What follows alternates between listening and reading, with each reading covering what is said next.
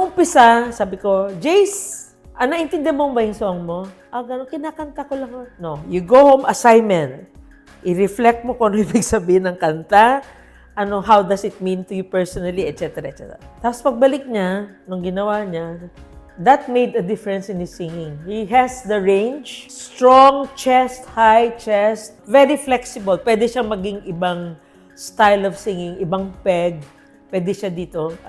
Ngayon, na-realize niya, important pala, na intindihin yung emosyon ng kanta. Hindi lang dahil may range siya na gagawa. Jace! Congratulations, Jace! Ikaw ang bubuo